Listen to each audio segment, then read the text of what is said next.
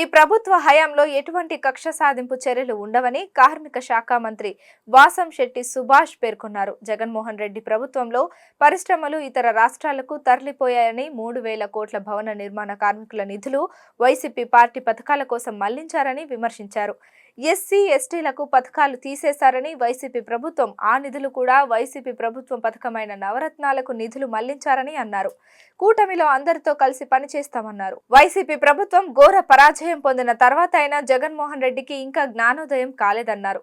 YCP ఎమ్మెల్యేలు టీడీపీలోకి రావడానికి ప్రయత్నం చేస్తున్నారని, కానీ వారికి ఛాన్స్ లేదని గేట్స్ క్లోజ్ అయ్యాయన్నారు. ప్రభుత్వ స్థలాల్లో అనుమతులు లేకుండా అక్రమ నిర్మాణాలు చేస్తే చట్ట ప్రకారం చర్యలు తీసుకుంటామని హెచ్చరించారు. ప్రభుత్వం అనుమతి లేకుండా చాలా చోట్ల వైసీపీ పార్టీ కార్యాలయాలు నిర్మించారని తెలిపారు. గత ప్రభుత్వంలో పరిశ్రమలు రాష్ట్రాన్ని ఇతర రాష్ట్రాలకు తరలిపోయాయని, లిక్కర్ ఇసుక దోపిడీతో రాష్ట్రాన్ని లూటీ చేశారని, అందుకే ప్రజలు తగిన బుద్ధి చెప్పారని ఎద్దేవా చేశారు.